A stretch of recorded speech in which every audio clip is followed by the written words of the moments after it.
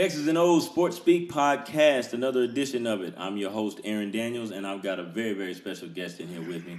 This is one of my many mentors, but I probably, if I'm keeping it real and being honest, he has probably influenced me the most throughout my short coaching career. The majority of my philosophy I've derived from him and being under his instruction as a player. He's a very, very close acquaintance and friend of mine, a father-like figure in my life still to this day.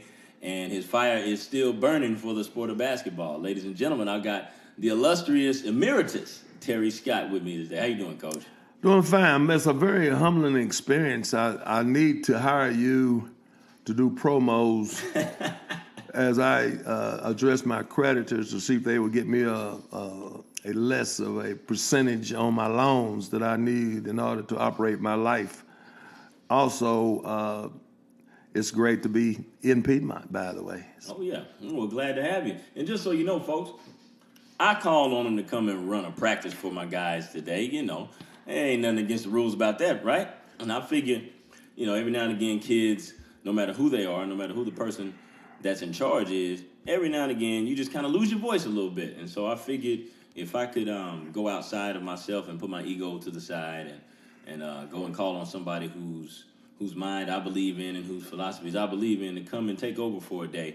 I figured why not call Coach Scott? How'd it go today? And give me your breakdown on what you got to see from my guys today. First of all, I saw a lot of references to the experiences that I've shared over the course of years as far as getting the program ready this early in the preseason. We know that you guys don't play for over, I think, 6 weeks or something like that. 5 or 6 weeks. So it's a process, and it is pretty hard to evaluate and predict how far your team is going to go once the season starts. The thing that impressed me was that every one of them were very courteous, very receptive to coaching, and the emphasis that you want to induct or induce into them is that defense wins championships, because that's the way you were taught. I saw a lot of potential. We had 3 freshmen that participated in practice today, their own time. If there's any drawback, is that most of the time the coaches were doing most of all the talking and the kids were doing all the listening, when we would like to have a little bit more vocalism from the young kids. But I think one of the thing is that intimidation, because you got Coach Lewis, who's a renowned AAU coach. Helped me coach at Central as far as getting kids ready to play. Derek Lewis, police officer starting there, AAU coach, prime time, player down here, having some difference of opinion, but yet still it was all in the family. Oh yeah. Without people like that, we had former players from Tulsa Edison with Creed Flowers on the staff, and we had Smoot come down here, and he lives in this area from out of Edison. Then we had a young man that played basketball at Northwest Classen that's on the staff now, and had an opportunity to visit Jamil Donovan. I'm sorry. So throughout all this, it was homecoming for me to see the players. I hadn't put a Wilson in my mouth since 2011, and I was very excited, and it's been a long time, and I anticipate hopefully he'll invite me back. I didn't do too bad today. Oh yeah, if this is a trial run, you passed with flying colors, so we definitely got a reason for a second interview, if you will. Now, a lot of people may only know you from coaching in the Tulsa area. Maybe folks that have been around the block a time or 2 or 3, they may know about your origin further back than Tulsa. Where are you from originally? I'm from a town, Cleveland, Tennessee. Cleveland, Tennessee is about the size of Muskogee, Oklahoma. I played basketball at Middle Tennessee early days for a guy by the name of Ken Trickey, who later on he came to Tulsa, and I came out here with the Tennessee connection at Oral Roberts University. So I was on his staff, and later on I helped start the girls program with a lady by the name of Dixie Woodall, who lives now in Glenpool, area. I know Dixie for a long time. And then Coach Ken Hayes got the ORU job, and he asked me if I would come back and be a part of his staff. And I stayed there until 1980-81, and then I went to Booker T. Washington High School and coached track for 4 years, and I went to Tulsa Central for 22. And then I came to Muskogee High School for 3 years as basketball coach. The last year I was a coach / one of the principals, and then my 4th year I was the principal, and I retired from basketball in 2011, thinking that would be my last time coaching any basketball team. I haven't even coached practice, or really I didn't see a lot of basketball games last year. I gotten lazy and I got a little rusty, so that was a good outing for me. Well, sometimes the best seat in the house is at the house, though, right? Hey, true enough. Because of technology now, you can see. I mean, the football games that are played around, you can sit there and in your living room. But it's nothing like being there, though. And I'm good friends with Coach Daniels, his father Ron. He's also my attorney, and we go back a long way. It's a process of what's happening here, but it's a good thing. It's what's going on here in Piedmont. He's got the right staff. He got the right temperament, and he's got he's the right age. Go ahead and try to win a state championship. Oh yeah. Well, good. I appreciate all that, all those accolades. I guess I should pat myself on the back too. But I had to start from somewhere, as did you. So you said you got your start in Cleveland, Tennessee. That's where you grew up. Tell us about your family life. What was the home life like then? You're one of four? It was 4 of us, and all 4 of us. I was the first one to ever integrate the all-white Bradley County public schools back in 1964 with the Martin Luther King movement. Mm-hmm. My younger brother, that's a year younger than me, Levi, came later in the week. I don't think he really wanted to come the first day with all the stuff that's going on. Yeah. Eventually, all 4 of us played basketball at Bradley Central High School. All 4 of us received basketball scholarships from high school, and all 4 of us have retired from our jobs that we had taken on or been blessed with, and now we are all 4 of us all retired, and we did a free camp back at our high school.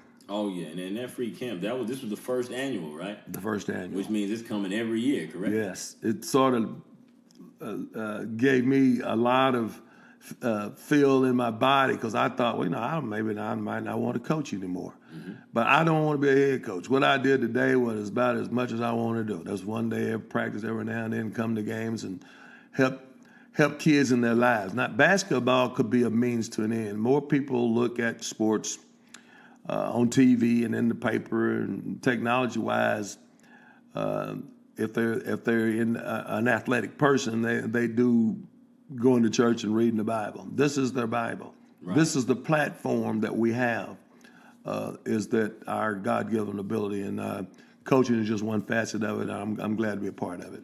Absolutely. Now, about your coaching career, you walked us through the timeline in chronological order.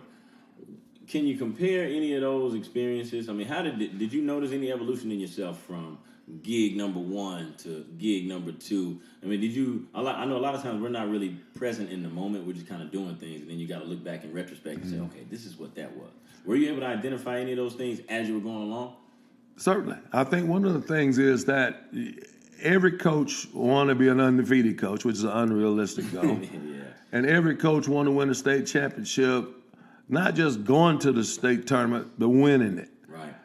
Those are that's tough. And once you get there and you've been able to do it, then you have captured the feeling. You pass that along with the experience to the players. Right. And you were part of that regiment of players that I had that had the opportunity to experience winning a state championship. It was trial and error, because when I first started coaching, I thought it was going to be easy. I thought all I had to do was just take my experience. That's all you be good at it. But don't pay a lot of attention to people telling you you're going to be good at it, because there are things that happen every day that you don't prepare for.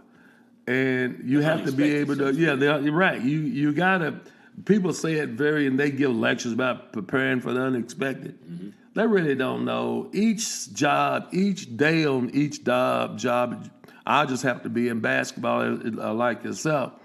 There's a different day. Mm-hmm. You can prepare. I remember when I was the girls track coach at Booker T. Washington High School in Tulsa, and we were picked to win the state championship. Right.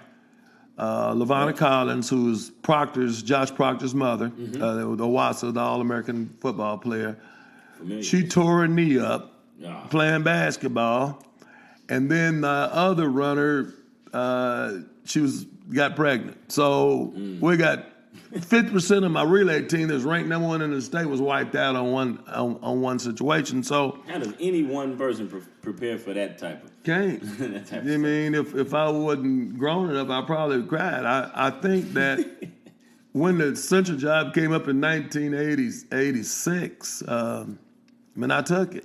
Because I was told it was a diamond in the rough. You know what I mean? They said, hey, all you got to do is go over there. They got everything. Diamond in rough, but they didn't tell you how rough. No, they didn't say anything about that. And I think what happened, though, Coach Daniels, is that to teach students, athletes, to want to believe that they could win is a process. Right. I had athletes, but they have already knew how to lose. That's all they'd ever done. That's all they ever done. You know, they had lost for 20 years in a row. Even though they went to the state tournament with a losing record because of the way the ball, they got hot, you know, at the end of the season. Like McLean almost won a state championship like that one year. And so when I went and tried to use the Oral Roberts approach, didn't work. I tried to use the Booker T. Washington track approach. It didn't work. So winning had already been established at those other two programs. Yes, right? yes. Winning had already been established. So when I got to Central, I never experienced it before. I never looked in the kid in the eye and they said, yeah, we think we can win, but. It was the but. And it was the but. And that but almost drove me out of coaching for 2 years. My first year, we won 3 games. And of course, you're going to put a lot on yourself as a coach. You know how that has been a coach. You said, what did I go wrong? Why did it have to happen to me? Did I make the wrong decision? Right. I think the good ones go through that process. You got to accept some culpability, right? Yes, certainly. And I agree with that. And so it took me the 3rd year before we had a winning season. We went on a run from that time on. But I had to get those kids in, and we had to win a tight game. And the first game we won, which changed my mindset, when we played Bishop Kelly at Bishop Kelly in the finals of the regional my first year, and we beat them. We beat them. They were ranked in the top 5 in the state in Class 4A at that time. And it was such a bad loss for them that they fired the coach, hired Barry Henson, who went over there to be the coach. So that's the start that I had. And also, when I went to Central, they were used to having a popcorn break in the middle of practice. Oh, Lord, no. Yes. They said it was a much-needed fundraiser. Much needed fundraiser. Yeah, because they would sell popcorn and help to offset the budget. I didn't know that, man. Yeah, that's true. And I went to school there, obviously, and I'm very in tune with what the culture was and is, but I never heard that part. That's true. Popcorn break. Clyde Hill, who was Ray Alford was my point guard. Clyde Hill was my number 2 guard. Those guys, I do. They were on that first team, and it was a process. it was amazing. But I was a growing experience for me because I had been in a shelter at ORU with all the nice ride and having good programs and good teams. And spoiled you a little bit, didn't it? Very much so. Now, let me ask you this. Certain programs throughout the state that I can think of, and not just in basketball, but in every other sport, but let's just stick to basketball since that's where we're at. Programs like Booker T. Washington High School in Tulsa, and schools like Carl Albert out here in Oklahoma City. At this point, their reputation precedes itself. Now, Central has a reputation sort of like that too, Tulsa Central, that is. And it was, dare I say, it was a little more prevalent during your time in that era. About how long would you say it took for your program to get to a point to where you could say, okay, I don't necessarily have to get out here and, I don't want to say recruit, but love on the kids to sway them one way? I mean, when do you feel your program got to such a status to where everybody was like, you know what, I want to go there? I don't know Coach Scott, never met him, but I watched him play, and I want to go there to play in that program. It was 1990. I can remember the 89-90 season. Okay. We had a good freshman team. we had Harry Carroll, and who was a guy that Kenny's, I can't remember his last, Kenny Jackson. Right. He's the head coach right now at Webster. He was the middle school coach at Madison. Which is Central's feeder school. Which is Central's feeder school, and a lot of those kids were going to other places. He became friends with Leon, well, he's a good friend with Leon Talaferro. Coach Talaferro was on the football staff at Tulsa Central. And they got together, because I think they might have been roommates. I know they played together at University of Tulsa in football. And they said, hey, by the way, said Coach Scott is a good man. You need to try to sway some kids over to Central. So in 1990, I was very fortunate. My first year, I have a freshman guy by the name of Russell Pons. And we had won a freshman championship. Right. I think at Central. Maybe we didn't. No, we didn't win it. We almost won the freshman championship. And so Russell, when he became a senior, then I had some guys that come over from Madison. I had a couple of people that had come over from Monroe or Cleveland or one of those feeder schools, and Gilcrease. So we started having kids that didn't really want to go to their district school, and because we were a magnet school, we were able to give them some things that weren't offered at other schools, and that happened when we became a fine arts school. Then we were able to go out, legally speaking, and go out and get kids to come over because of the arts. And then with that, then we had the environment changed. Central grew almost 1,100 students. We had so many students that were wanting to come over to Central because we were offering. We had Earl Clark, and we had Leon Rollerson. We had the guitar. We had artists and residents, so dance classes and stuff like that. So during that time in the 90s, I asked the principal when they go out to seek people to come over. ROTC was invited, but athletics, no one ever thought to have the basketball coach, athletic director, go to these schools when they get ready to look for band members. They were trying to get the band, and the band finally got real good when you were there. And so I got on that plateau that I was able to go out to these feeder schools and sell the program. It was before that we were just getting whatever wanted to come. And all our feeder schools were going to other places. We had, like I said, Cleveland and Madison particularly were the two biggest feeder schools. They were going to, Booker T was getting them. And they were actually, a lot of them that live in our district, including you lived in our district, they went to Carver, and we never had a chance. So we figured out a way to me to go in and talk to them personally, and I thought I was a pretty good, and at least give them the check, not necessarily talk them into coming to Central, but desensitize them about it's bad. That Central is not just that, right. The culture had to change. Absolutely. And that's what happened. Now, what year did y'all go from 4A to 5A?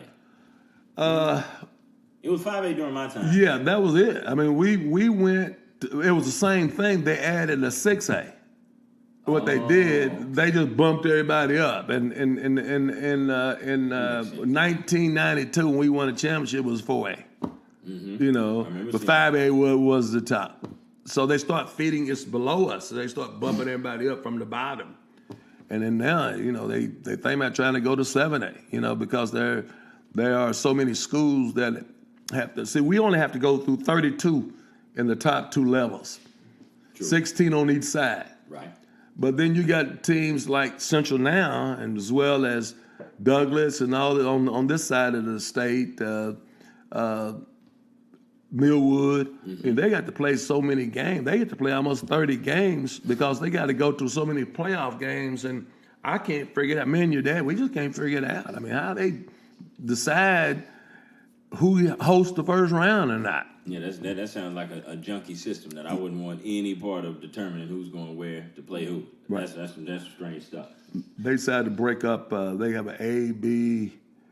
Then they went to 2A, 3A. They added another A in there somewhere. I think it might have been 2A might have been added or something. They added another A down in there and divided some teams up. So that's how we got to 5A. So I guess I was kind of ignorant to that. I was thinking 6A had been around for No, forever, but I guess not so much. not so much. One thing I do remember though from coach, not coaching, I'm sorry, but playing in your program in my 4 years there, I think we had 3 different versions of your coaching staff. So Right. there was some turnover from year to year. 3 out of those 4 years.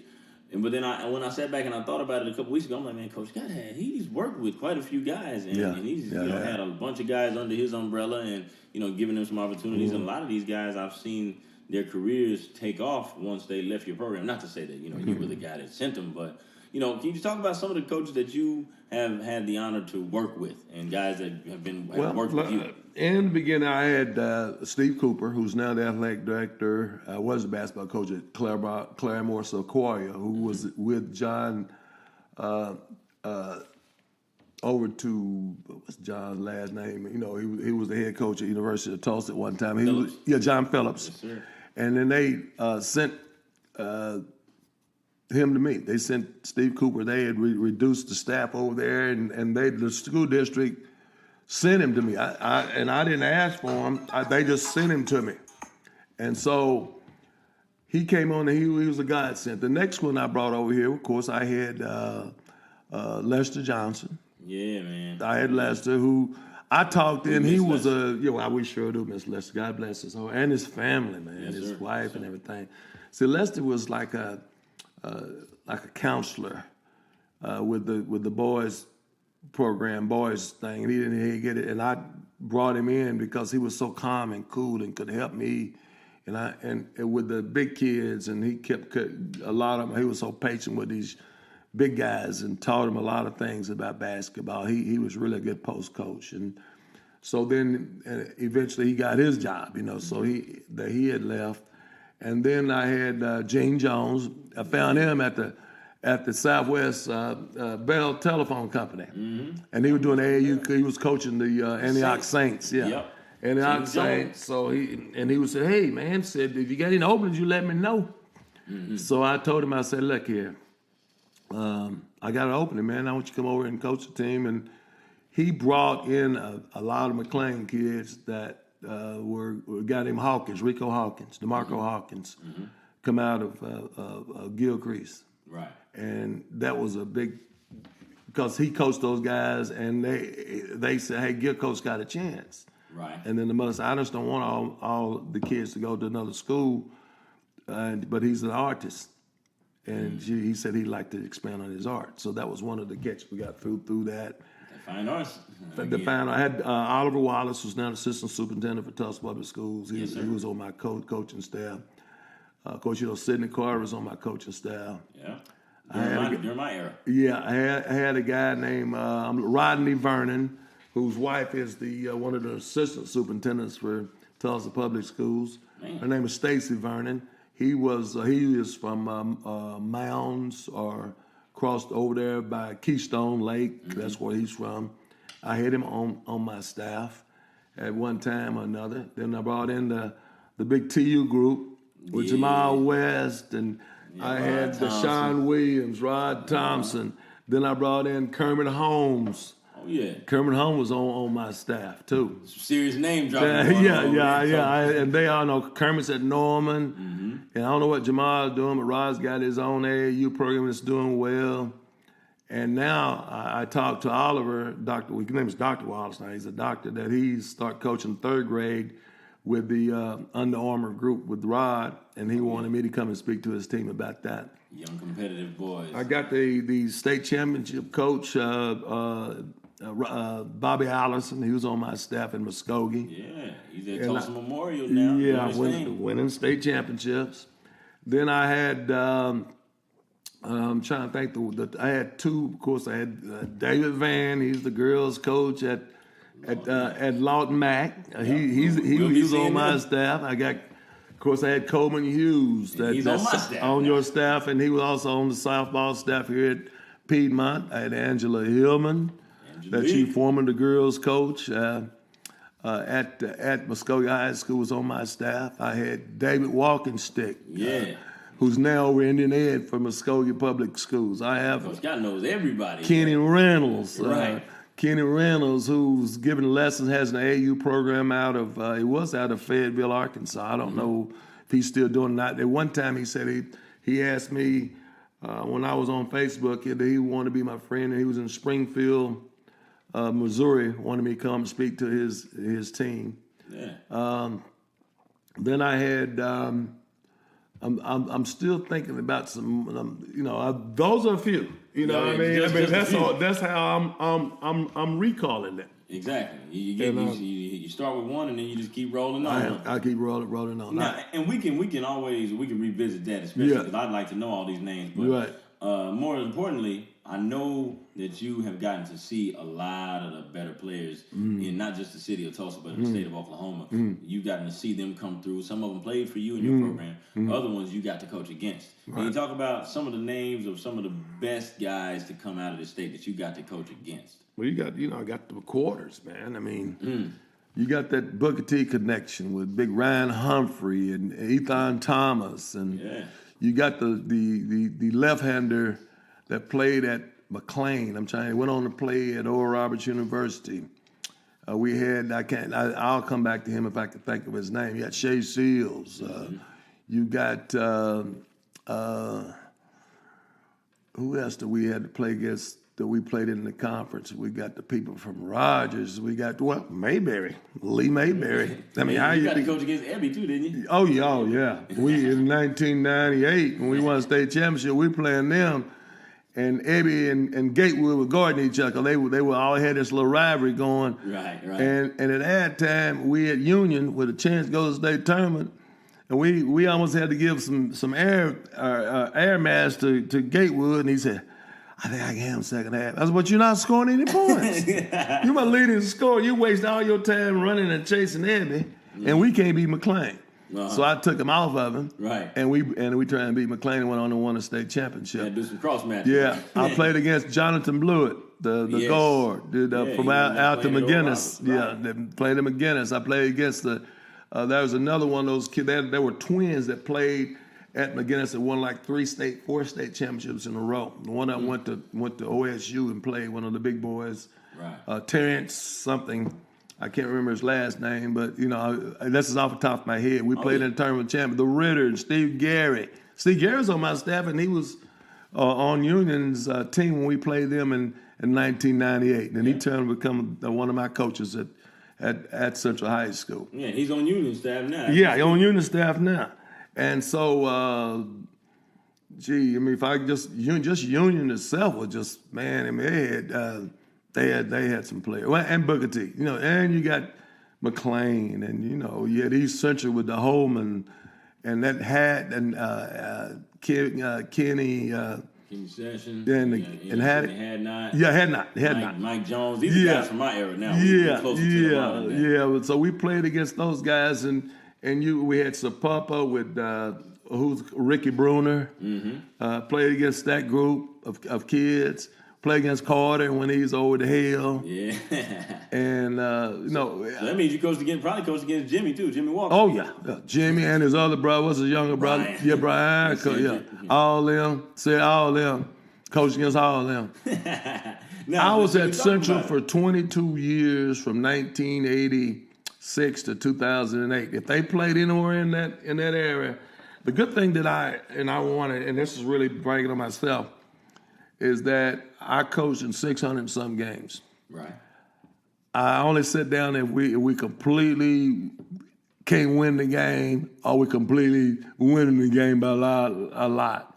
I never missed the game.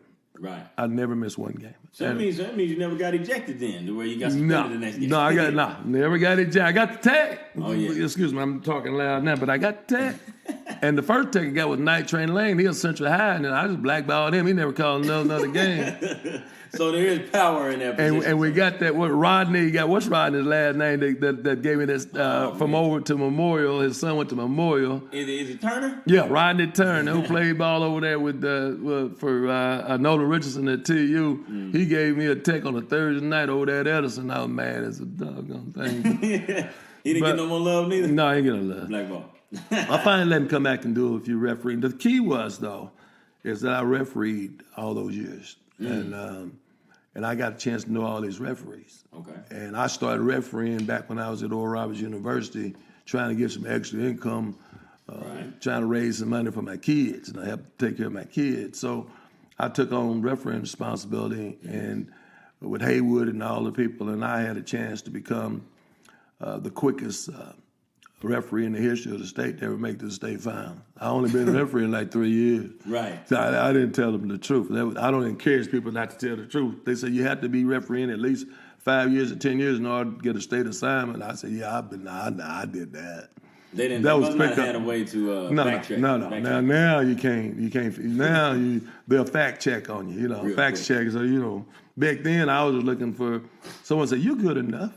I said okay, just put it down there. Whatever they ask, just put it down there. Let me ask you this: since a lot of coaches, a lot of times are teachers. If they're not teachers currently, they probably have been teachers at some point in their career.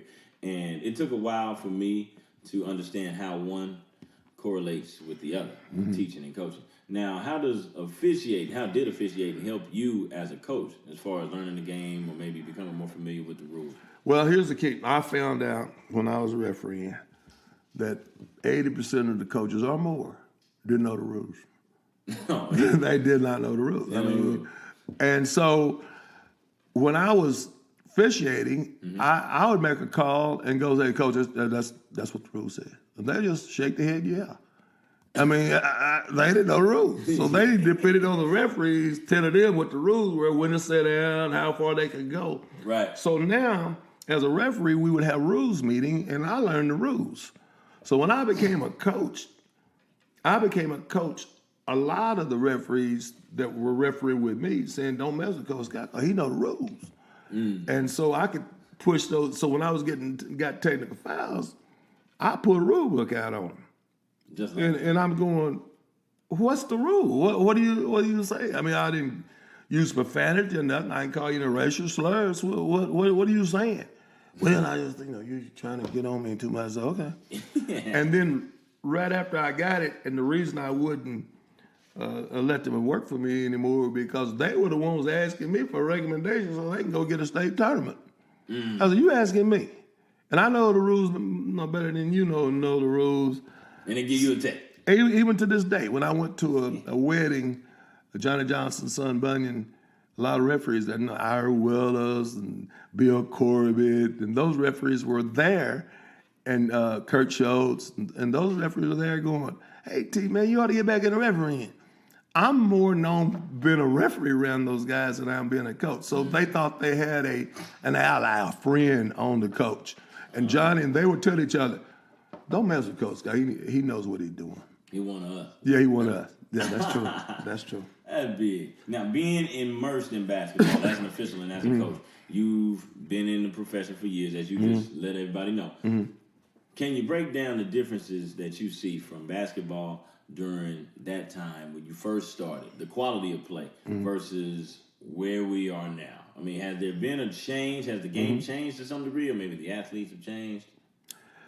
The through technology, which means television and other things that sway kids. With television, a lot of college games weren't broadcast back in the day. Right. You had a few role models, the Michael Jordans, and that were where the elite group was there. So you don't have. Now you got kids that try to pattern their game after so many role models. It's almost like you're hindering their success today, whereas before they trusted you more. AAU wasn't as popular, Right. so the mindset of the kids said, "Yeah, I play basketball during the school year for lack of something to do, but my real interest is the travel and the entertainment that I do in the spring and summer. I mean, that's where my heart is."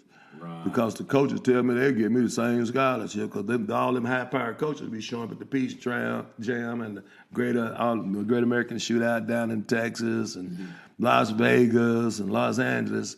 So kids nowadays are going, I think that there's a lot of disrespect going on. From who to who? From the players and the coaches that have saying that I know you better than your own high school coach know you. I've coached you. They coach you 30 games, and I coached you 130.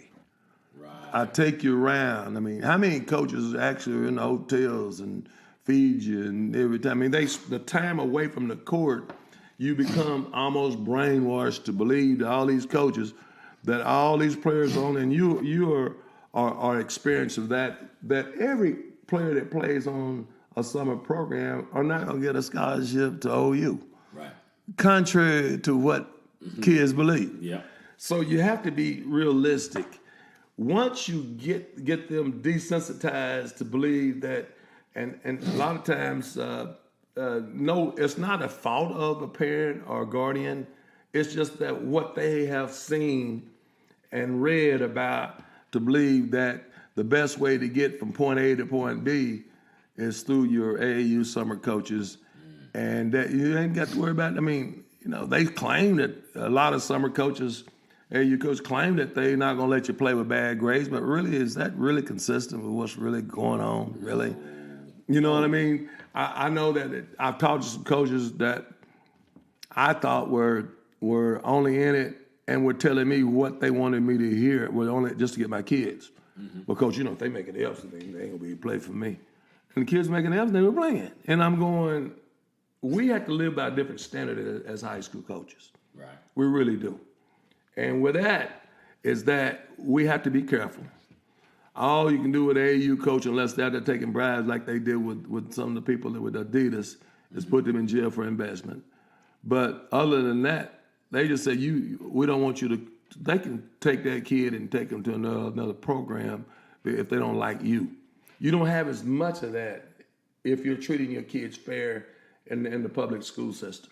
You don't have much of that movement going on as you do with AAU programs, because the kids are sometimes getting to believe that if they're one of the top 15, they're going to play in every game. It's going to be the same substitution pattern.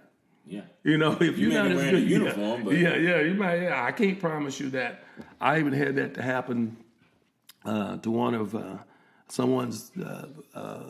Well, actually, my nephew, that played at Fort Gibson, he left his AAU coach because the AAU coach sold something that wasn't true. Collected the $450. You know what I mean? I have nothing against it. Matter of fact, when you guys played with the Titans, I was all in, practicing in my gym. It's called this trust, and that's why you have Coach Lewis there today, because it's just, you asked me the difference in it is today versus back in the day. We were like family. You didn't get shipped around based on playing time. Right. You and I sat in the bleachers out at Jinx, and you said I just want to play. You didn't say it wasn't about you gonna leave. You said what I need to do to play. I wish more of that was going on. Yeah. I wish more of that was said. I'm gonna stick it out. This is where I'm supposed to be. I'm gonna work hard and try to increase my playing time. Yeah, and that's sort of what I talked to when I talked to Coach Hughes about whenever he came and sat down with me on the podcast, and we talked about the instant gratification that's sort of infectious with this generation of the teenagers. And it's like the art, if you want to call it that, of paying dues and really earning what it is you say you want has kind of been lost. Yes, and, I think it's a combination of just the times that we're in, and, it is, and also with what a lot of the kiddos have been allowed to do. Expectations. I see a lot of them, not all, certainly not all, and not even most, but a lot of kids, if they are going through a little bit of adversity, maybe they're actually having to compete for whatever it is that they want, and there's some resistance at all. Like a lot of their parents are quick to jump in front of the bullet for them, and I know it's the maternal and paternal instinct, right? My baby's in a jam, let me see what I can do to help him or help her get out of it. I don't want to see him struggling. But sometimes, there's kind of some beauty in the struggle, wouldn't you say? Yeah, certainly. And the reason I say that, I've in my experiences, I've gone from paying a lot of attention to what other people are saying about what my goals are, and as opposed to what they think they should be. Let me give an example of that. when I was, even as I gotten older and I was in Muskogee, and a couple of people have come to me telling me that my program would be a lot better off if I had their son in my program.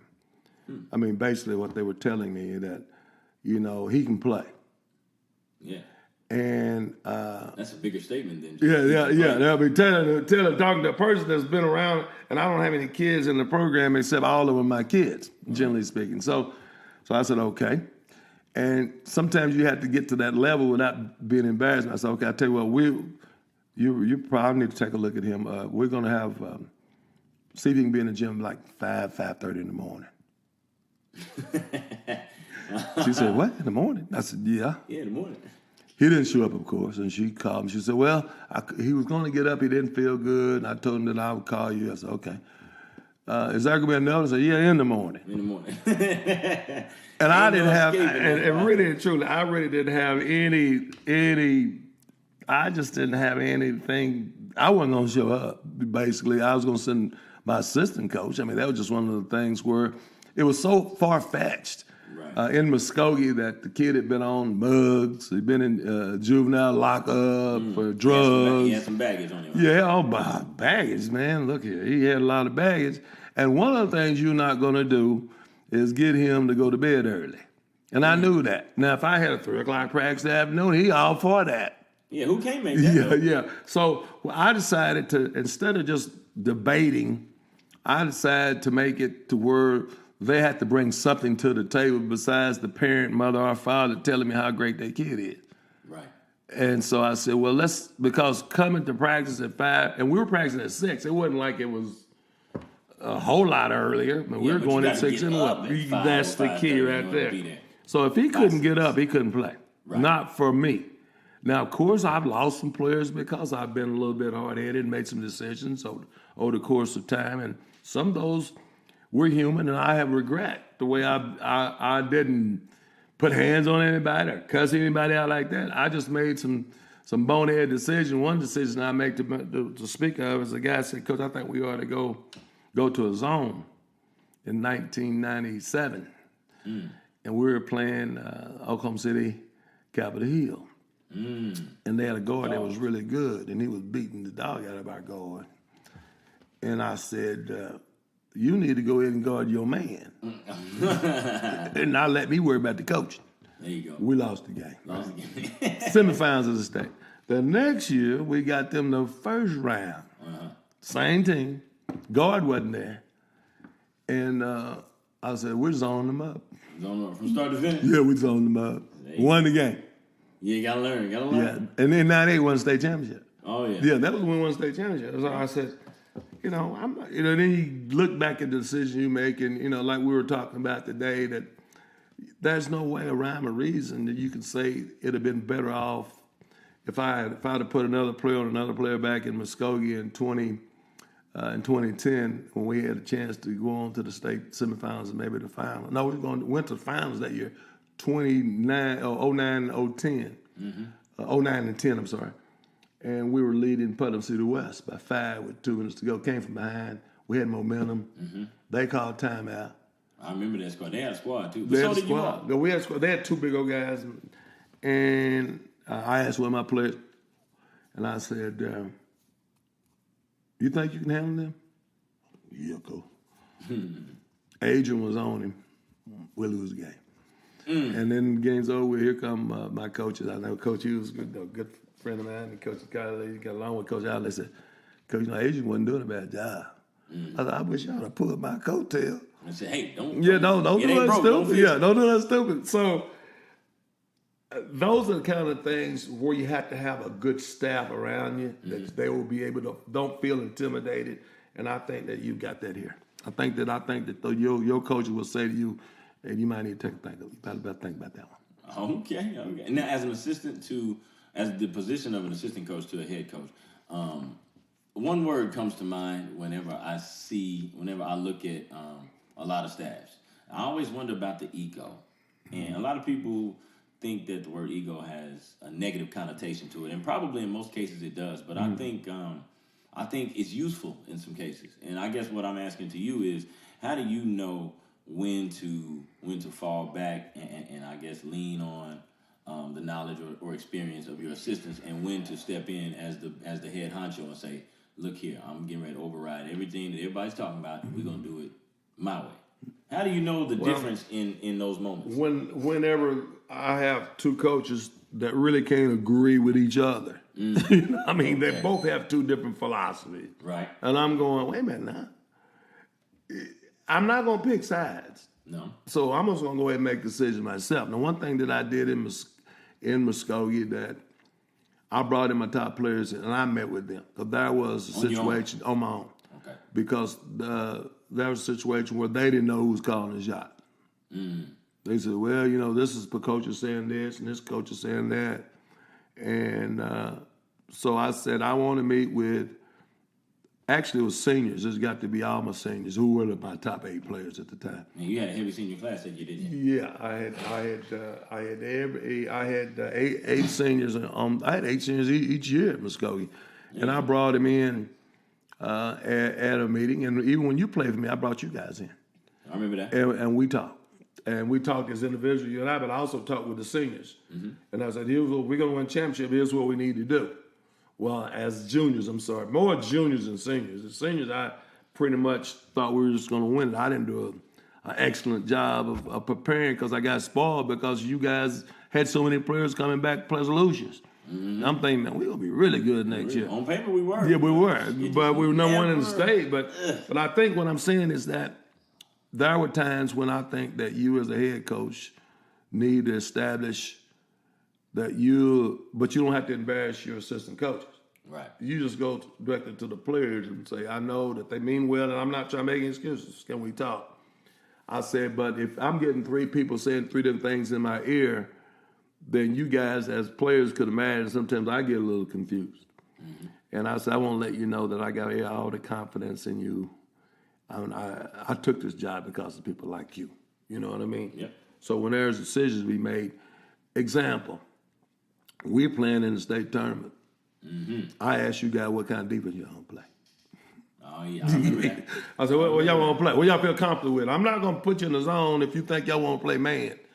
And 99% of the time, y'all say man. Yeah, because y'all bleed in that. Was buttered. Because this is what we did in practice. And I was so proud that we were embedded in the same thing. I said, all this work I put in to AD them, and I heard the magic word.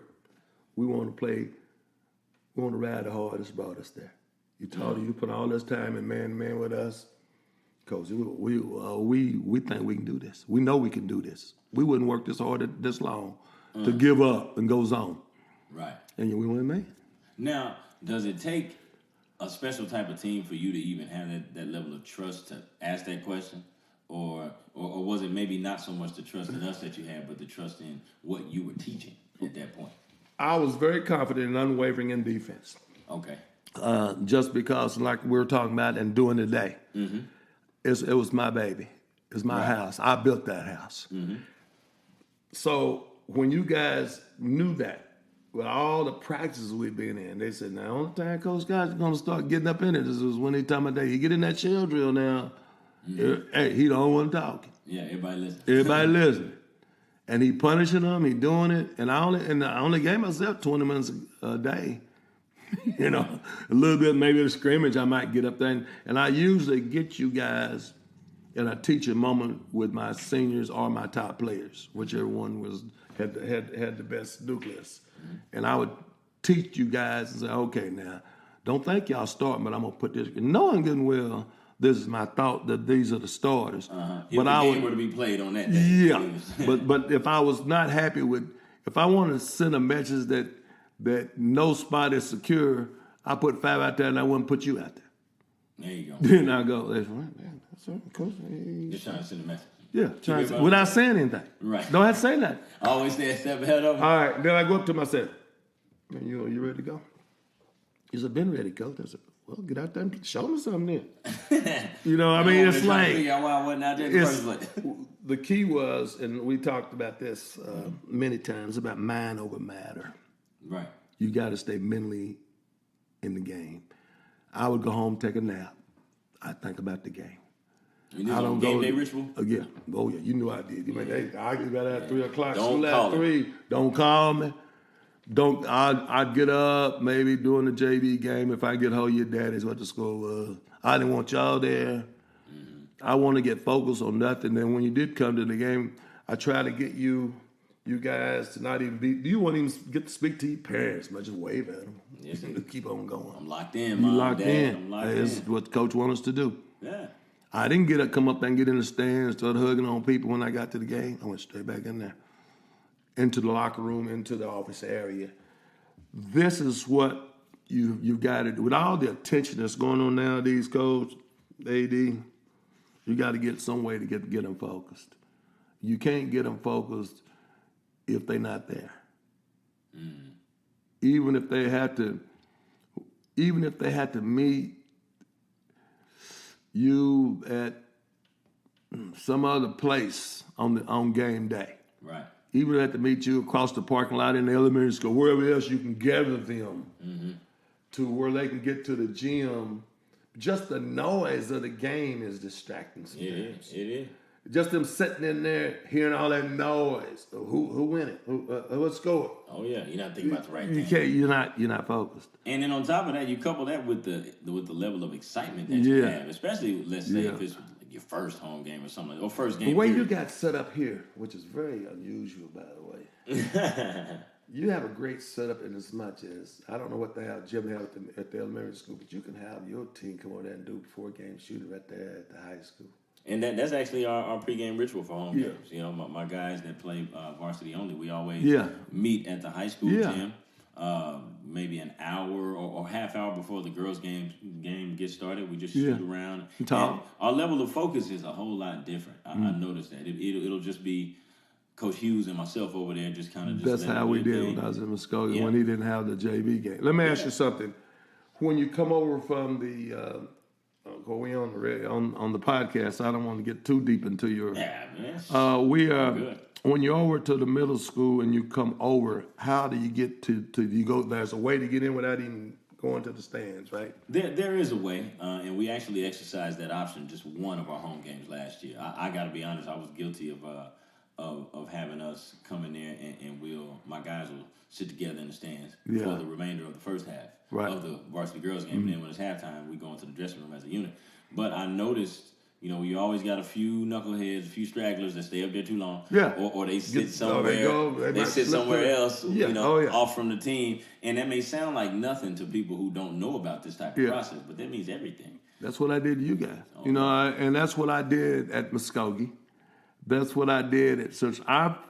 The only time, if we'd had another way to get to the small gym without y'all going down that linoleum, We'd have done it. yeah, we'd have done it. Mm-hmm. Because we'd have done it. We could have brought that back though, but it was so dirty and muddy. You walk Yeah, around there. you walk around that, man. You'd be like the JV kids when I came that day and had mud on their shoes. Yeah, you know, Coach Carter out there running them on the track. Yeah, it might be something like that. But Classic. that was so now they got that gym back there. That's Haven't the first seen thing I thought about. Yeah. The first thing I thought about, I said, man, they got a place to warm up, stretch and everything. Mm-hmm. And we could do that. Yeah, you know what I mean? I just think, man. But that was just the way I thought when they said that. But I was thinking about any distraction at all it takes away. And then the key is that unless you got, of course, if he's a starter, he's not going to be in the JV game anyway. You have him over to the other gym with you. Yeah, that's true. Yeah, you ain't going to have him anyway. So all you need is your top 8 or 9 kids over there talking to them. I used to ask you guys questions like, tell me what so-and-so, and knowing I watched the film at times, I don't watch it much. Yeah. I'd have you guys give a scout report on the team to me. Yeah.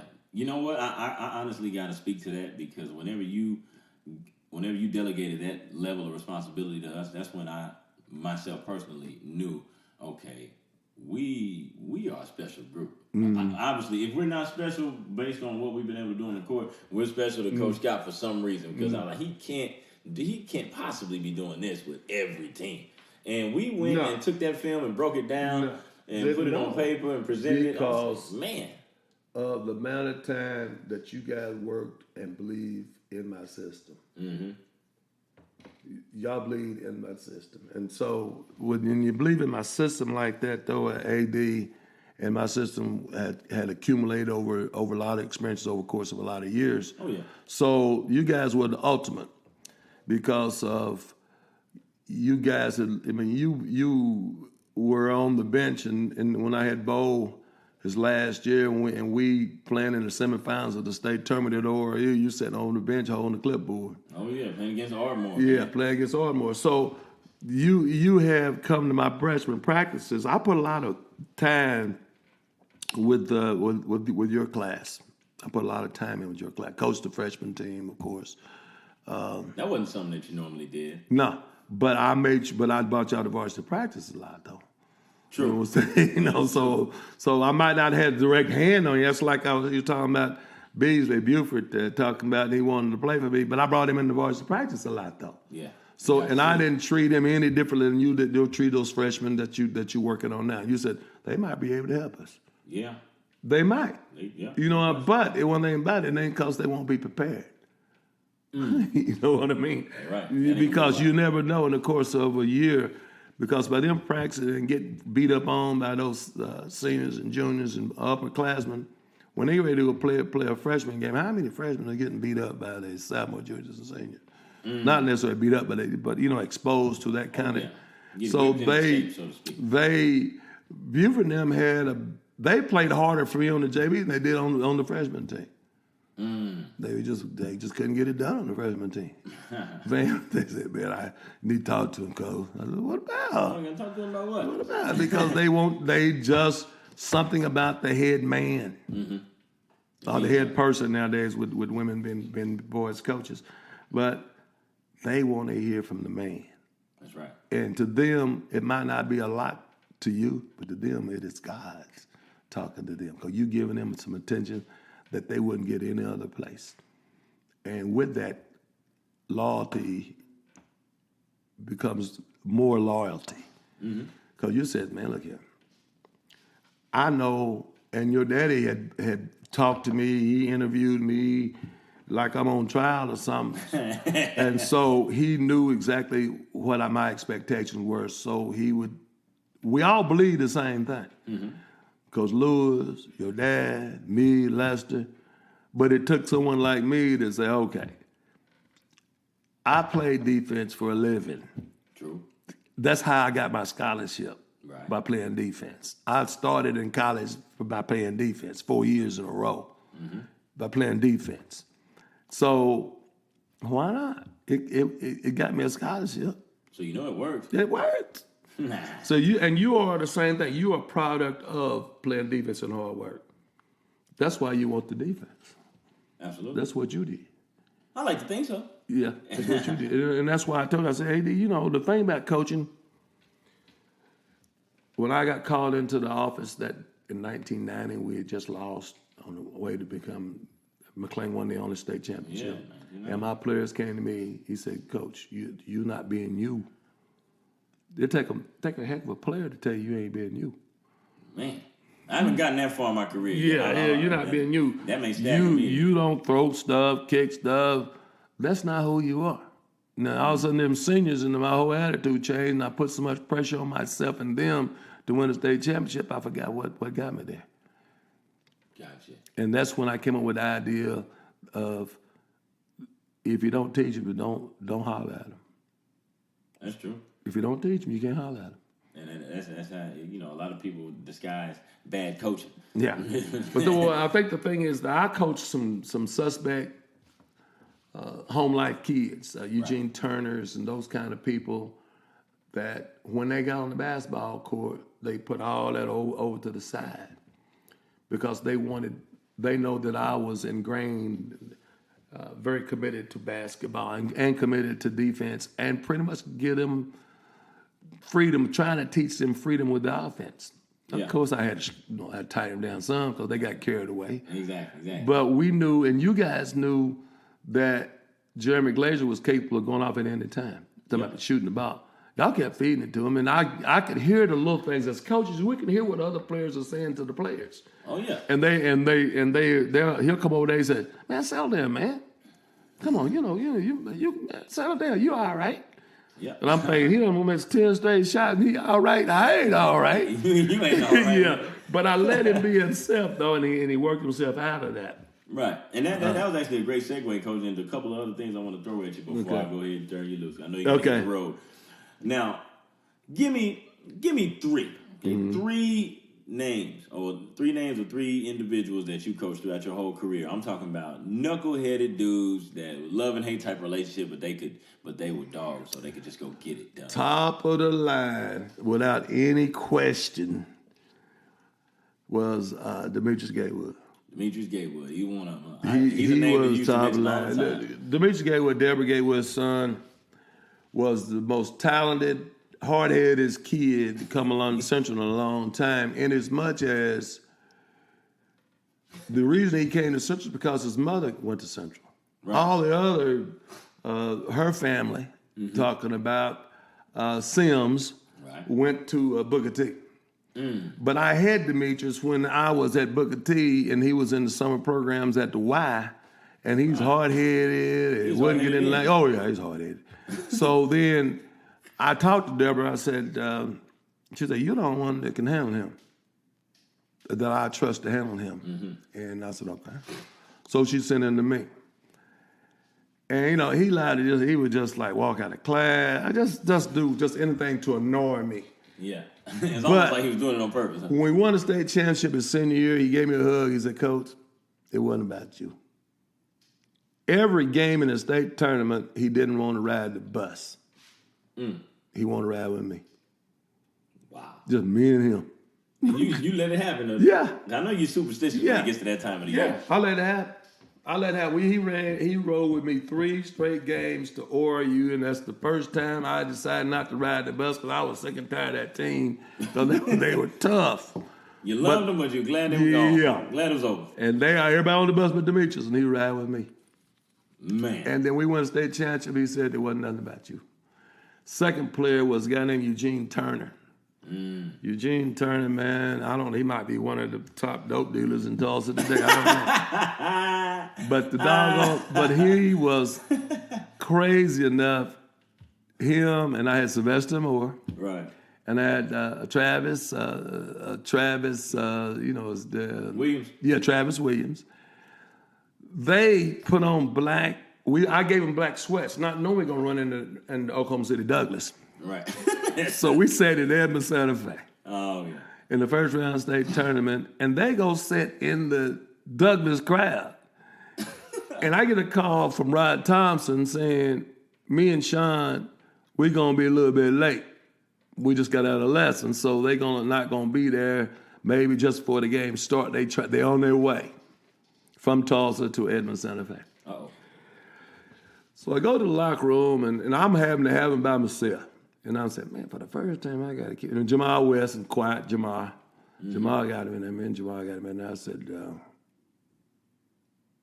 you hear Douglas? I knew how to get him. You got to get him that competitive edge. Why we need to beat Douglas? They already yelling, bring on Booker T. They were trying to bring on Booker T. We ain't got 5 players. I got 5 players. 5 players. No subs. I got Dominique and all that group and Big Corey Davis. They sit on the bench scared to death, shaking so bad. I mean, I filled out the roster with players, but I only had 5 players. I'm just saying that wasn't scared of Douglas and Booker T. If you beat Douglas, you play Booker T the next day. I mean, no, that's what that was all about. Yeah. That's why to go ahead and lose first game and get on home. They want to get it over with. So they go in there and they said, man, that's messed up, man. I said, that's messed up, man. They said, man, all they talking about is Booker T. Because they thought since they on black sweats, and I didn't put Central on them, they thought they was part of the Douglas contingent. So people are saying, they speaking real freely. They thought people just coming to watch the game, Mm-hmm. So they said, we're going to get this. I mean, they were bigger than we were. Mm-hmm. They were almost as fast as we were. But they didn't have what we talked about today. They didn't have that here. I mean, to tell you, we were little. I mean, we were a little bit. I got Gino about 5'8", 5'7", 5'8", Sylvester 5'9", Travis 5'11". Then I had Ed McCray. He was a junior. Yeah, he probably thought About 6'2". No, I had Big Rap High Shot. Oh, yeah. Big Rap. Oh, yeah, they told him to get out of the way. They said, we don't need no subs, coach. For the whole tournament, they want no subs. Wow. They won't play. So how'd that game end up? We beat them. You end up beating them? Beat Douglas. Yeah, there you go. We beat Douglas, and Douglas was. We didn't just beat them like last second shot. Yeah. We were up like double digits on them, and they couldn't come back because we had 3 ball handling guards. Right. That's a guard game. 3. It was a guard game, and we had 3 guards that we went into that spread offense. Mm-hmm. We went into that 4 corner. Oh yeah, that's tough to cover. Right? And he'll go around there, and then if they step over, he just get the ball to Ed or Trey. High shot and they lay it up. That's how you do that.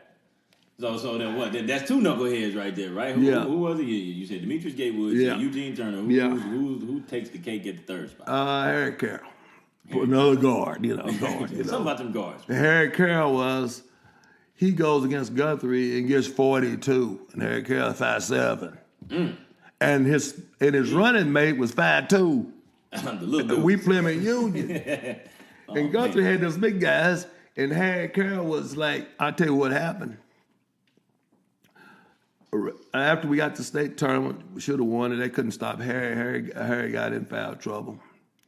I think, and they had to put Allen in. Allen was a freshman. That was a younger Carroll brother. And we were up on Oklahoma City, John Marshall, when they were undefeated. Yeah. Had them down 9 with 3 minutes to go. 9. They couldn't stop Harry. KU, OSU. That's all we ran it. Same sets. And dribble over. Yeah, I got all of them. All of it. That's all we were running. That's all we were running. That's all we were running. Right. And they were talking about, because they couldn't, he was so darting, he would just take them, and we were running that, we would call it KU wide or some kind of, just spread them out, get them off the block, and on that KU wide, and run Harry off that curl. Yeah. He would screen across, because I'd had another guard, right? And he'd curl, and he'd take the ball and go in the hole. It's the same thing. We're doing the same finish. We're just different sets. Right, disguising it a little Disguising a little bit. No, we're doing the same set. We did that box set we step out and up. Just wind it up. There you go. Same thing. He had a guard that could get the job done. Couldn't go. And same thing with Eugene. Same thing with Gatewood. It was all 3 knuckleheads. All 3 of them were knuckleheads that didn't believe in losing. There you go. You got to have something of them. They were hard-headed, man. Now, second to last question. Okay. Can you remember some of your best teams that you were ever able to coach that didn't win it? Good enough to win it, just couldn't get it done for whatever reason. I don't know. At the top line, we're talking about the 07 team, probably as good as any. Yeah. Well, we were as good a collection of players as anybody, but as far as a team that gelled together, we just won it the year before, and we thought, what happened? Yeah. I mean, we had that. True. A year older, we had the point guard, and we had DJ Birmingham. We brought in Lucius, another big man. Yeah, we still had Chris Watson, a returning guard who was a part of the state championship. Yeah, we had Chris Watson, and we Jeremy had Williams. You know about Jeremy. Jeremy Williams, Memorial High School, baby. Come on now. But so we had talent. Yeah. That was a disappointing year to not go back to back. That was a stunner because the next year we didn't have near as much talent, and we had a chance to go again. Crazy how that goes. Yeah, but that team there, the 97 team, I was telling you that I wouldn't change to the zone. Right. I had Martin Palmer. Yeah. Playing 6'6", 6'7", playing the point guard. I mean, he was tough, man. He was smooth. Yeah. Still got that But game. I had a guy named Demetrius Young. Right. That came over from Hill High School. That I think Kelly Clark got mad at him and said, man, he ain't no winner. So he said, I'm going over there to play with T. Because they go on. And he came over and played with me. Right. So that's where I got Thomas Bowie from Rogers. That team that could have won it. I think it was a coaching that I didn't do a good job. You know what I mean? It wasn't all the players' fault. Something about those 7. So 07, 97. Yeah. And then I didn't have it. And now 87 we weren't very good. So can't do that one. Can't use that one. Can't do that one. And the 90 team. The 90 team. That was the year McLean ended up winning. Yeah. Gotcha. 97 and 07 was the three most disappointed group because we had everything. Yeah. We had everything. In the 90s, we had the point guard. We had it all. Yeah. It wasn't in the cards for whatever reason. Got there late. Couldn't warm up. Yeah. Get ready to play in at 6:30 and I thought it was at 8, Coach. And this was 90? Yeah, 1990. We had Union High School in the old gym playing for the McLean for the right to go to the state tournament. And my team, I'm still looking over the shoulder and say, Coach, we need the starters. You looking at your watch. They ain't there yet. I got 3 starters ain't showed up. They in one car. Oh. We're down 10-0 before they hit the door. They just running in the locker room. We're down 10-0. Boy, that's. I'm guessing that's when you started incorporating the bus. We riding the bus. Exactly right. We getting on that bus together, right. making sure you clowns get there. That's right. Now I'm gonna throw some coaches' names at you. A little trivia part of it. Okay. And whatever comes to your mind, I guess in a few words, however many you want to use, you can just go straight into your description. All right. I'm gonna start off with Luther Piggies. Luther Piggies was what one would call as Mr. McLean. Him and Melvin Driver, and Michael Bolden. I'm sorry, Bowles. That's another name. But another conversation. When you talk about Luther, you got to bring Pig's Pop off. Mm-hmm. Always in the community, around the community, never lived anything but in the community. Mm-hmm. He is a Northside lifer. He is. He is my daddy's elementary teacher. Yeah, he's a lifer. High, one of them. He's a lifer. All right, North Tulsa lifer. That's what he is. Nate Harris. Nate Harris. First of all, I didn't, because Nate and I were battling for the head job, so I was a little bit jealous of Nate at first, just because Nate got handed the job and I thought I had an opportunity, but it wasn't my time, And I thought Nate wasn't given enough credit for what he did at Booker T. Yeah, he had talent, but the way he was able to take those egos, those Division I, high school All-American, NBA pro kind of players, NFL and too. make them. And you never saw any of his kid with a sagging pants and the shirt's not tucked in, except maybe his son at the end when his shirts wasn't long enough. But Nate used to get those shirts where the shirt would come down so far and they had long pants that the shirt would come up underneath the knee. There you go. There were only a couple of players that he allowed to break that tradition. That one of them was Coach Levi Brown's son. When he let BJ wear one sock up, one sock down, everybody was really, you told me about that. Everybody was not happy about that. But he did a lot. He did. First of all, to pick to be good and be good is with the things that have happened, and continue to get these athletes. Yeah. But what people didn't know about Nate, he was a very good recruiter, very cunning recruiter. What he couldn't get, somebody else would get for him. You look at what he's accomplished, and it'll never be done again. Not with the consecutive gold balls or the many gold balls he has. Oh yeah. Because of health reasons and other things, and the way disparity and the way programs now, the players are. When you got other programs in Tulsa Public Schools and the outline programs for Union and Broken Arrow and Jinx and Owasso have gotten good in in basketball, and then Nate was always good, because he always had that. It's like if they were to ever bring back in Muskogee, not quite the same way, Manual and new Muskogee High together and let them coexist. Oh yeah. See right there, you got Booker T, old Booker T. They are always. I mean, your mom and daddy are Booker T graduates, so no question. Is that they still got that around? It's that air about them. Right. It's that they say I don't fool with them, but they still watch them. Yeah, they do. They still watch Corny Eye. Yeah. They still watch. By the way, your uncle was in the paper today. I was very proud of him. Hey, salute to the big old paper, big old color picture. You see the picture? No, I haven't. I didn't even know that was going on. I guess I've been under a rock. So when they had that seminar, he was in the Tulsa World. Big color picture of him. Yeah. All right, I'm gonna holler at him later on. Yeah, it was a good. All right, and Eric Savage. Eric Savage reminds me of a young Coach K. That's raised right there. Well, the reason I say that, let me explain something about Eric Savage, is that Eric, you know what you're going to get with Eric. You know you're going to get that 1-2-2 zone. You're going to get that man-to-man defense. You're going to get that motion offense. You're going to get a couple out plays. And he's going to let his players like Lamont George and those people go recruit players for him, including the guy that went down with you. What was his name? That went to Murray State with you from Memorial. Alex Cherry. Yeah, Alex Cherry. Those kind of players. Yep. They have a air about them. It's like a certain 10 to 15%.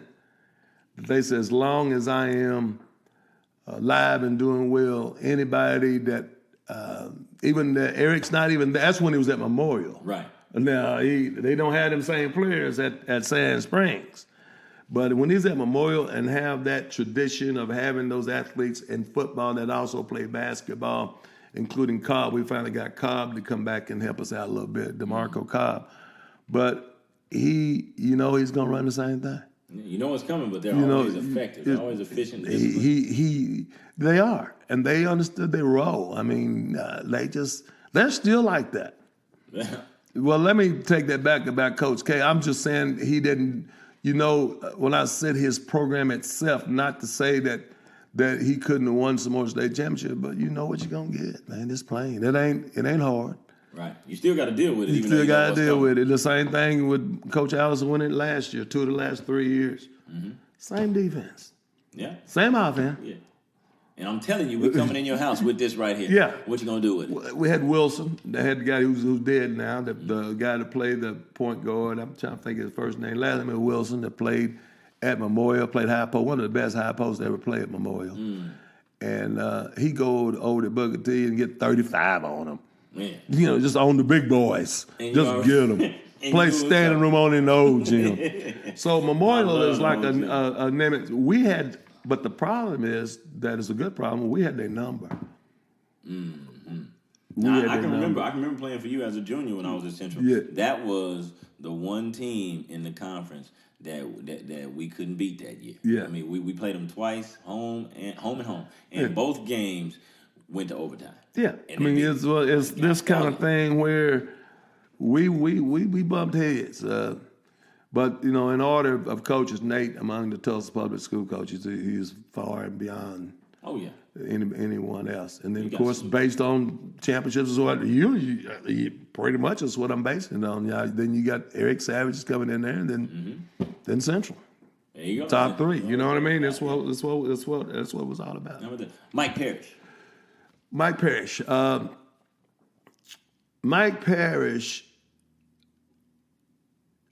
in my opinion, just my opinion, I don't think he listened to his staff as much as he should. Oh, yeah. I think he tried to do everything on his own, me, myself, and I too much.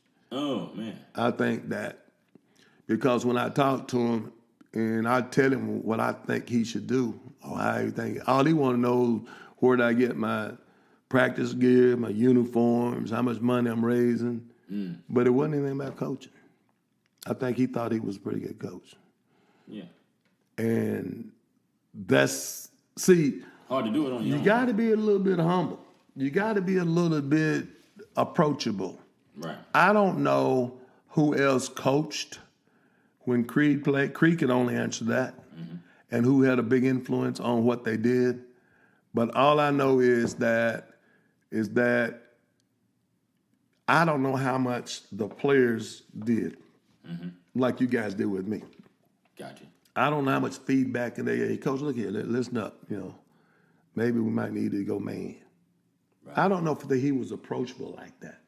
I don't know if he said we're doing this is how I'm. Some coaches have got a little bit of ego. That was my issue. Now I don't know. That's from afar. From a distance, that's what it from looked like. From a distance, it's a question why they had as much talent as anybody, man. Yeah, he did, and they had. And come out at 0. Oh man, that was tough.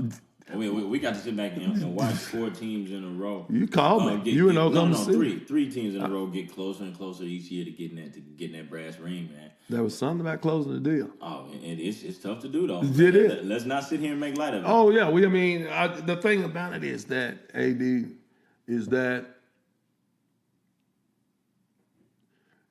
the thing that I try to do when we get to the state tournament finals, and I said, and you guys reminded me that I said I don't do silver, and that was a Nate thing. But yeah, he used to always say, "I'm never lost in the finals." yeah, I'm never lost in the undefeated. finals. Yeah, Just give me boy, that. we I got said, close. okay. Boy, we got close to all of them. We could have lost all of them. Yeah, we could've So lost anyway, all of them. what I wanted to do though, if you noticed that I never did, my voice and my demeanor never changed based on the score of the game. You know what I mean? I stayed the same. Yeah. And we weren't always leading them games. No. One of the toughest games was Durant.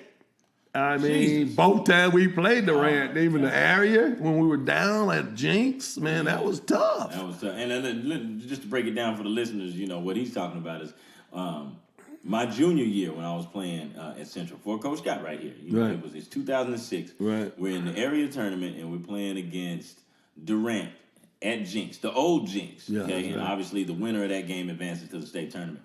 And we're having a dogfight with these guys. Down at half. Oh, down at the half. And then Well, down 8 or 9. It was like brutal. a big. It Right. wasn't like 1 point Right. down. We were down. And they were one of those types of teams that were real. They were real methodical. They were real disciplined and systematic. They stayed within themselves, and they And got that the tempo. left-handed guard They that had was a good. Oh, they did, and they got the Big tempo kid and in the half-court middle. game, all of that. And so finally, we were able to dig out of it and pull together enough of an effort to Well, win if the you game. notice, what we did was spot up. Yeah, and, we and did. you stepped out there and hit a shot. Yeah, I ended up getting hot. But the big part of the story is, since we beat them, we advanced to the state tournament. But Durant loses, they lost to us. Yeah. So they had to win that back against the wall game. Play 'em again. The night before, the night after rather. And they won, and they got themselves to the state tournament the back way. And that's who we ended up having to see again a week the later. semifinal. In the state semis, man. Played Guthrie. I almost lost the first round game with Guthrie. Yeah, we up 15 and went to overtime. Beat them. You know what I mean? So it's one of those things where, you've worked in a situation. I don't want to say in a situation where you were picked to win it. Even in Muskogee, you guys didn't have a chance to win it. Some people say I'd rather been lucky than good. Yeah. I'll never say that he lost the state championship. I'm talking about my parents. I'm just saying I don't know if his demeanor changed or not. You know what I'm talking about? Gotcha. Some people know we call it getting tight. Yeah, you know what I mean? Did he get tight in the big ball games? Because we know he beat Booker T, and I remember when he beat Booker T that year, the players was just going crazy. When they beat them in the semis? Yeah. What was that? Was that 09? Something like that. They that was playing, all right. and who they played the next? They played Guthrie. And Guthrie got their second consecutive Yeah, title. yeah. That was And then they were over there celebrating too early. Now, hold on. Now, I'm going to be all the way honest with you. Yeah, I wasn't there. No, I was there, though. Yeah, I know. But in defense of, not just him, but in defense of the kids on that team at that time, it's hard to act like you've been there before when you haven't. It takes they hadn't been there before. It takes a real leader, a real general to keep those troops' feet on the ground. Mm-hmm. And I also want to say this. For the record, in 2009, I don't care what anybody says, Booker T had the best team in 5A that year. Period. And Edison beat Period. it. And Edison beat it. It was the law of averages, I believe. Yeah, And I no Edison disrespect beat to it. Edison, but I think Booker T had beaten up on Edison 3 times during that regular season. That was their first- 4th matchup in the state semi. So it was time for Edison to get him. And we were down the road playing Jinx in the semifinal. Yeah, I remember that. We down the road. The key is, here's that thing I think the key is, AD, and I got this over the course of years. You're only as good as your leaders, though. Yeah, that's true. And if the one thing about Nate, the thing what made me have the utmost respect for Nate Harris, and then I ended with this. They playing the Edmond Memorial. They had Mike DeGarzo. They had players. They were matched up with Booker T. I mean, they had Arthur Thomas was the best guard already committed to Arizona State Division I All-Stater. And they got to the finals. I was at the game. It was at Lord Noble Arena. Mm-hmm. And I had just called earlier championship game at Lord Noble Arena. I called they were being 4A then. Right. And I'm sitting in the stands. I'm at Booker. Was working at Booker T during that time. Mm-hmm. And Nate starts a second team. Wow. He starts a second team in the finals. In the final. And the coach from Edmond Memorial going, Mike DeGarzo going, Yeah, all the matchups. Oh yeah. You know what I mean? All the scouting Down the drain. down the drain. And they were so shocked that Edmond couldn't score. Booker T couldn't score, but Edmond was wasting their top 5 on Booker T's second 5. There you go. So when Booker T put in and they held him over that long. I mean, he held him over there like almost to the end of the first quarter. Yeah, his top 5. They were antsy. So when they jump out there, they probably had a foul or 2. And so the key was they didn't call a foul or 2 on one of the players from Edmond Memorial, so they can't go get the 3rd foul. You know what I mean? Right. And they got a clean slate. You know? Man. So Edmond Memorial never recovered. Never recovered. Staggered them. Beat them 20. Ooh, handily. Just handing them to him. Cruise on. And then we were going out there. They said, "Boy, that's a lot of guts what Nate just did." That's gall. Right there. Yeah, started second team. I've never seen that. I don't think I ever will see it. Somebody that just does that. That's like a state finals. I mean, come on now. That's like a Calipari move. He did the same thing.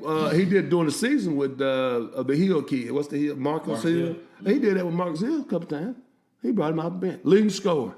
Yeah. Didn't start. Well, that's more believable than a whole unit. Like, it's a whole unit. And you know what? What that really speaks to is the depth. Yes. You know, we always talk about the magic number of a rotation being 8. No, it's 10, 12, 12, man. It's 10 with no drop off. And we had that in 98. See, tough. We were 10 deep, boy. It means something, don't it? Oh, yeah, 10 deep. Well, you figure that we go over there and have 6 starters out. 6 starters. 6 players out of the game, and we're playing the number 1 ranked team, Victor Christian, without 6 players, and we beat them. Wow. At that place. Yeah, you're supposed to lose bad on paper like that. My point guard was Jason Harris. Wasn't even a point guard. Point guard by default. He had to be that, though, that night. Man, I done benched everybody else, man. They didn't. I mean, either were ineligible, like Quentin Isham. Right. JoJo, no, they didn't turn the work in. Yeah, man. Armstead. Yeah. Then I'm now. It was 6 of them. Jeez. Gatewood.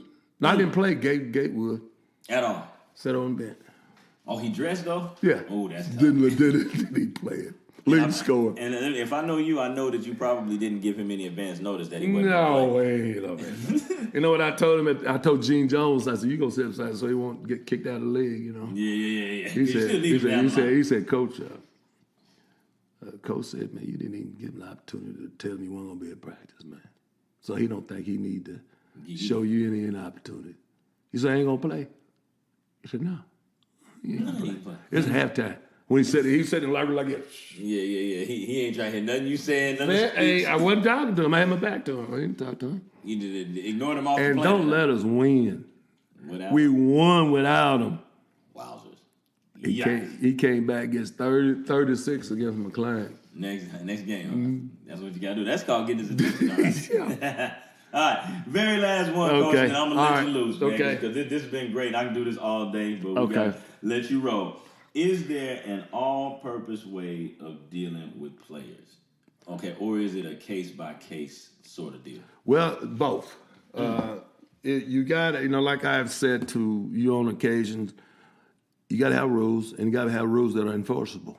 Mm-hmm. Then you got to have a rule that's in your back pocket, like throwing out the flag in a football game. You got to have a rule that only you can administer. Right.